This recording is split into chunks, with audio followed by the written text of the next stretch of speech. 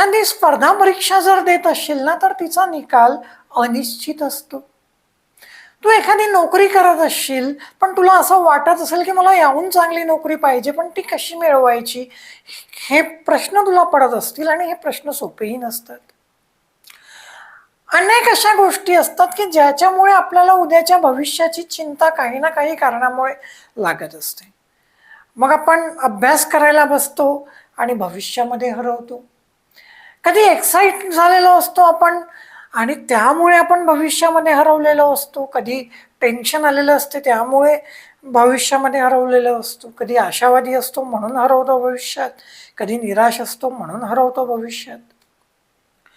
आणि मग अभ्यास करत असताना, लॅपटॉपवर काम करत असताना, कम्प्युटरवर काम करत असताना भविष्याच्या विचारांमध्ये आपण हरवल्यामुळे आपल्या हातातलं काम जे आहे ते तसंच राहते. आणि मग आपला वर्तमानात वेळ कमी आणि भविष्याचा विचार करण्यामध्ये, भविष्याची चिंता करण्यामध्ये वेळ अधिक जातो. असं तुझ्या बाबतीत जर होत असेल ना तर हा व्हिडिओ अगदी तुझ्यासाठी आहे.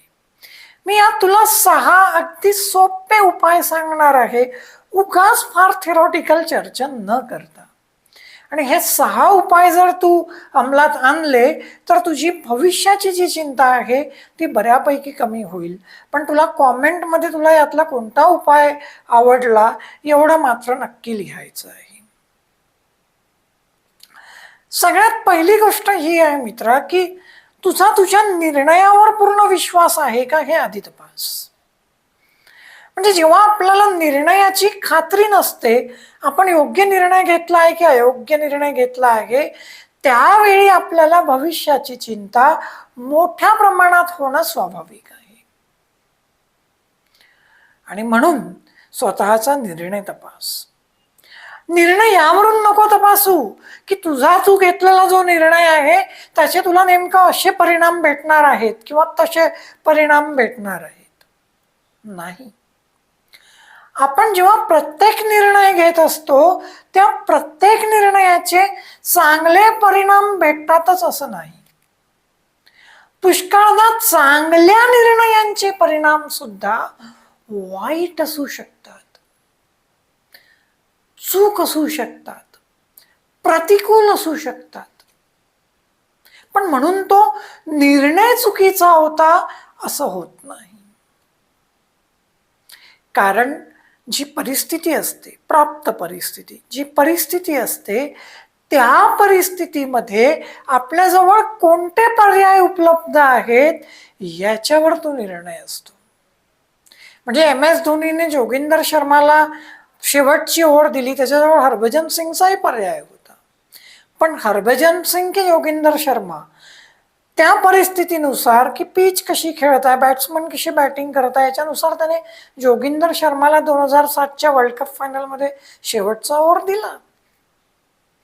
तो निर्णय चुकी बरोबर हा त्याच्या परिणामांवरून ठरू शकत नाही, तर प्राप्त परिस्थितीत त्याने योग्य निर्णय घेतला का याच्यावरून ते ठरू शकते. कारण भविष्य आपल्याला माहिती नसते. पुष्कळदा आपले निर्णय चुकू शकतात किंवा आपण वर्तमानामध्ये चुकीचे निर्णय घेतलेले असू शकतात. अशा वेळी जर आपण वर्तमानामध्ये चुकीचे निर्णय घेतलेले असले तरी त्याची काळजी करू नको. कारण जगात असं कोणीही नाही की ज्याचे निर्णय कधी चुकत नाही. पण यशस्वी तो माणूस होत असतो जो स्वतःच्या निर्णयांवर विश्वास ठेवत असतो आणि विश्वास ठेवून घेतलेल्या निर्णयांची अंमलबजावणी करत असतो. त्यामुळे स्वतःच्या निर्णयांवर आधी तो विश्वास ठेव. मग प्रश्न निर्माण होईल परिणामांचा. तू आता कॉम्पिटिटिव्ह एक्झाम देतोय आणि तू आता विचार करतोय की मी क्लिअर होईल का, किंवा मी क्लिअर झालं तर किती मजा येईल, अशी गाडी तशी गाडी, असा बंगला तसा बंगला. आणखीन एक गोष्ट मी बोलत नाही, या पद्धतीने तू जर विचार करायला लागला तर काय होईल माहिती आहे, तुझं वर्तमानातलं जे काम करायचं आहे ते बाजूला राहून जाईल. I will give my best and forget the rest. मी माझं बेस्ट आता देईल आणि बाकीचं सगळं विसरून जाईल. That's the best attitude. मी एकदा एका इंटरव्ह्यूला गेलो आणि जेव्हा इंटरव्ह्यूला गेलो त्यावेळेस मला असं वाटलं की माझी काहीच तयारी नाही आहे. मी इंटरव्ह्यू कसा फेस करू, भीती तयार झाली मनात. आणि अगदी नजीकच्या म्हणजे पुढच्या 15-20 मिनिटात किंवा अर्ध्या तासानंतर काय होणार आहे याची मला एक भीती तयार झाली. सेम फॉर्म्युला मी तिथे वापरला की I will give my best, की जे मला येते ते मी वापरेल, नंतर बाकीचं मी पाहून घेईल. सेम थिंग की तू जेव्हा काम करतो आहेस वर्तमानामध्ये, तेव्हा तू स्वतःला हे सांग की भविष्यातले परिणाम महत्त्वाचे नाही, तर तुझं हे वर्तमानातलं जे काम आहे ते महत्त्वाचं आहे. आणि म्हणून मोठ्या ध्येयाचा पाठलाग करत असताना परिणामांची चिंता नको करू, प्रोसेसची चिंता कर. त्या निर्णयांसाठी तू जे ध्येय ठेवलं आहे त्याच्यासाठी तुला ज्या ज्या कृती करायच्या आहेत ते ध्येय गाठण्यासाठी त्या कृतींवर फोकस कर. फॉलो द प्रोसेस या विषयावर मी पुढचाच व्हिडिओ करतो आहे, जो कदाचित उद्याच येईल. तर महत्वाची गोष्ट ही आहे की त्या कृतींवर तू फोकस कर, परिणामांना बाजूला ठेव. तिसरा मुद्दा, छोटे छोटे ध्येय ठेव. म्हणजे तुला जर 6 महिन्यात एखादी एक्झाम क्रॅक करायची असेल तर पुढच्या 2 दिवसात आपल्याला काय साध्य करायचं आहे याचा एक ट्रॅक तयार कर, याचं एक छोटं टार्गेट तयार कर. आणि या 2 दिवसात तुला जे करायचं आहे ना त्याच्यावर पूर्ण एनर्जी लावायचं ठरव. आता समजा असं झालं की तू ठरवलं 2 दिवसात तुला साध्य करायचं आहे, पण तुझा वेळ भविष्याची चिंता करण्यात, विचार करण्यातच गेला. आता पुन्हा पुढच्या 2 दिवसाचं टार्गेट ठेव, पुन्हा कामाला लाग आणि असं सतत करत राहा. आपोआप तुला ते टार्गेट गाठायची एक सवय लागून जाईल. काय भविष्याचा विचार करणं ही एक प्रकारची मेंटल इनडिसिप्लिन आहे, मानसिक बेशिस्त आहे. म्हणजे समजा तुला आता क्रिकेट खेळायला सांगितलं, बॅडमिंटन खेळायला सांगितलं, तू पूर्ण फोकस त्या गेमवर करशील. स्पेशली तुझ्याजवळ जर छोटे छोटे टार्गेट असतील, हा गेम जिंकायचा आहे, तो गेम जिंकायसाठी एखादी ओव्हर किंवा एखादा पॉइंट खेळायचा आहे. सेम गोष्ट आहे की गेमिफाय कर अभ्यासाला, तुझ्या कामाला, आणि ते टार्गेट चेस करण्याचा प्रयत्न कर. आता मी रनिंग करायला जातो, सुरुवातीला मला काही सुचायचं नाही. आता माझ्याजवळ फक्त कधी कधी जर 30-30 सेकंदाचं टार्गेट असते, कधी कधी 5-5, 6-6 मिनिटाचं टार्गेट असते. ठीक आहे ना. सेम गोष्ट आहे की 2 दिवसाचं एक स्वतःला चॅलेंज द्यायचं की 2 दिवसात मला इतकं इतकं करायचं आहे. हे चॅलेंज देत असताना भान ठेवायचं की 2 दिवसात जितकं शक्य आहे त्याच्यापेक्षा कदाचित थोडंसं कमीच चॅलेंज घेतो, चालेल, पण ते पूर्ण करण्यासाठी मग तू पूर्ण ताकद लावू शकला पाहिजे. मेंटल डिस्ट्रॅक्शन दूर कर. म्हणजे असे लोक जे भविष्याबद्दल एक भीती तयार करतात, चिंता तयार करतात, त्यांच्यापासून दूर राहा. ते कोणीही असो, मग स्पेशली तू जर स्ट्रगलर असशील, स्पर्धा परीक्षा देत असशील, नोकरी शोधत असशील, तर जितके जवळचे लोक ते तितकं जास्त भविष्याचं टेन्शन देत असतात. आणि तुला सांगतो की जितकी जास्त भविष्याची भीती, भविष्यात असं घडेल का, तसं घडेल का तुमच्या डोक्यात असेल, तितके तुम्ही हारण्याची, अपयशी होण्याची शक्यता जास्त, तुमच्या हातून कामच होणार नाही पुढचं. त्यामुळे असे लोक बाजूला कर. स्वतःसोबत वेळ घालव, कधी कधी फिरायला जा, अगदी स्लो फिर. माइंडफुलनेस येत असेल तर उत्तमच, पण स्वतःचे विचार ऐक. आपण काय बोलतोय स्वतःसोबत ते ऐक. त्यातून तुला तुझं मेंटल डिस्ट्रॅक्शन जाणवेल आणि ते दूर कर. तू एक्झाम क्लिअर करशील का हे महत्त्वाचं नाही, तुझं जे 2 दिवसाचं ध्येय आहे ते तू क्लिअर करशील का हे महत्त्वाचं आहे, हे लक्षात घे. आणि ते जर तू क्लिअर करत आहे तर तू मेंटली डिस्ट्रॅक्टेड नाही. आणि ते जर तू क्लिअर करत नाही आहेस तर तू मेंटली डिस्ट्रॅक्टेड आहे.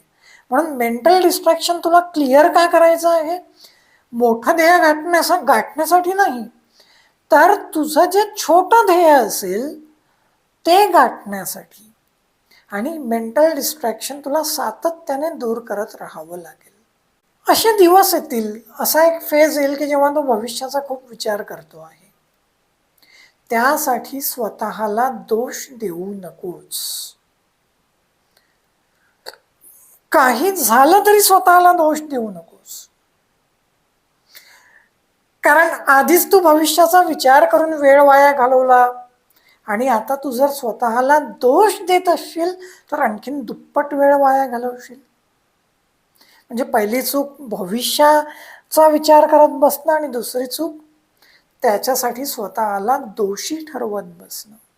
आणि म्हणून स्वतःसोबत जेंटल राहा. तुला जाणवलं की तू भविष्याचा विचार करत आहे तर तू स्वतःला सांग की मी माणूस आहे, असं माझ्यासोबत होऊ शकते की मी भविष्याचा विचार करत आहे, पण आता मी पुन्हा वर्तमानातलं काम हाती घेतो. आणि थोडंफार असं विचार येणं स्वाभाविकही आहे, ते इग्नोर कर आणि पुन्हा 2 दिवसाचं ध्येय गाठण्यासाठी स्वतःला झोकून दे. ठीक आहे, पण स्वतःसोबत जेंटल राहा. आले विचार तर इट्स ओके, नो प्रॉब्लेम. स्वतःला त्याच्यासाठी माफ कर आणि सांग की आता मी फोकस करेल, आता मी मात्र जोपर्यंत भानावर आहे तोपर्यंत वेळ वाया घालवणार नाही. मग पुन्हा विचार आले समजा, पुन्हा स्वतःला सांग की अरे हे मी थांबवलं पाहिजे आणि पुन्हा कामाला लाग. थोडासा ब्रेक घे, एखादी चक्कर मार, स्वतःसोबत मोठ्याने बोल, लाऊडली बोल, तेही चालेल, तेही उत्तम. ठीक आहे, हे 6 मुद्दे तुला मदत करतील लाऊडली बोलण्यासाठी स्वतःसोबत, तेच रिपीट कर, लाऊडली बोल. आणि आणखीन एक महत्त्वाचा मुद्दा की एक मिनी बेंचमार्क तयार कर. म्हणजे समजा तुला रोज व्यायाम करायचा आहे तर असं ठरव की मी किमान रोज 1 पुशअप तरी मारणारच. जर तुला रोज अभ्यास करायचा आहे तर असं ठरव की किमान मी 5 मिनिटं तरी अभ्यास करणारच. तुला 5 मिनिटं कठीण वाटलं तर 1 मिनिट ठरव, जितकं छोटं तितकं चांगलं. पण बेंचमार्क ठरव की काही झालं तरी तो बेंचमार्क मी पाळणारच. याच्यामुळे तुझं मोमेंटम जे आहे ना ते टिकून राहील आणि तुला मोमेंटम परत मिळवणं जे आहे ते सोपं होईल. त्याच्यामुळे हा मिनी बेंचमार्क जो आहे ना तो सगळ्या समस्यांवरचा उपाय आहे. तर हे एक मिनी बेंचमार्क जे आहे ते स्वतःसाठी तू एक ठरव आणि ते अंमलात आण. तर भविष्याची चिंता करण्याबद्दल आपल्याला कदाचित पुढे पण बोलावं लागू शकते. सध्या मी फक्त उपायांवरती फोकस केलाय. तुला लगेच स्वतःवर कंट्रोल मिळवायचा असेल तर हे उपाय खूप कामाचे आहेत. तुला यातला कोणता उपाय आवडला, कोणता आणखीन डिटेलमध्ये समजून पाहिजे, हे कॉमेंटमध्ये लिही, कॉमेंट कर, मला सांग तुला काय वाटते ते. मी आणखीन नवीन नवीन व्हिडिओ घेऊन येतो. सध्या मी इथेच थांबतो. धन्यवाद.